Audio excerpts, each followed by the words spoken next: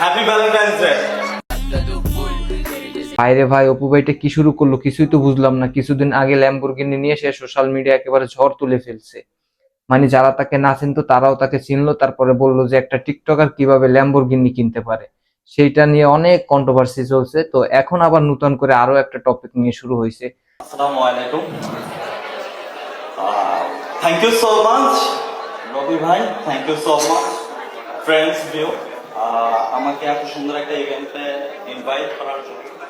অপু ভাই তো একের পর এক সারপ্রাইজ দিচ্ছে, মানুষকে অবাক করে দিচ্ছে। একজন টিকটকার হয়ে সে মানে অপু ভাই দুবাইতে গেছে, কালকে একটা অনুষ্ঠান হয় যেটা হচ্ছে গ্লোবাল গোল্ডেন অ্যাওয়ার্ড।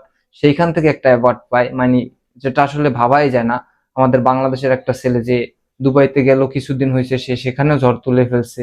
আর এখানে আমাদের বাংলাদেশের অনেক মানুষই বলছে যে অপু একটা সাপ্রি টিকটকার, সেলুনে কাজ করে। সো সেই ছেলেটা আজকে দুবাইতে গিয়ে বর্তমানে একটা কি একটা অবস্থা শুরু করে দিছে। মানে আপনারা না দেখলে বুঝতে পারবেন, আগে ভিডিওটা দেখেন তারপরে বলতেছি।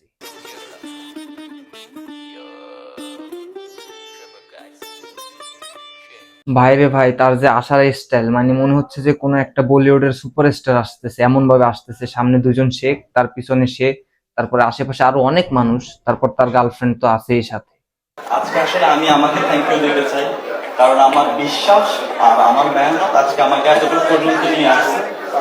থ্যাংক ইউ সো মাচ যারা আমাকে সাপোর্ট করছেন, আমার পাশে ছিলেন always. Big respect all guys, thank you, happy Valentine's day.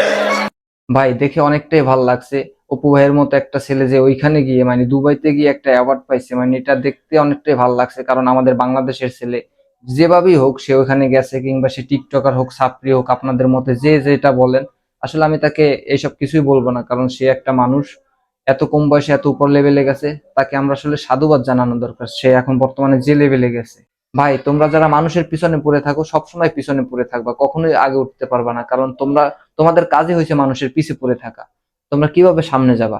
কিন্তু অপু এত অপমান সহ্য করেও সে কিন্তু তার কাঙ্ক্ষিত লক্ষ্যে পৌঁছাইতেছে, আর তোমরা তার পিছনেই পড়ে আছো। তুমি গেছে কালকে যে অ্যাওয়ার্ড পাইছে, ওইখানে অনেকেই কমেন্টে দেখলাম মানে মানুষের রুচি কোথায়, অপুর মতো ছেলেকে অ্যাওয়ার্ড দিতেছে, মানে এইগুলো নিয়েও তোমরা মানে আজে বাজে কমেন্ট করতেছো। তো গাইস, আজকের ভিডিও এতটুকু। ভিডিওটি ভালো লাগলে লাইক, কমেন্ট এন্ড শেয়ার করে দিবেন।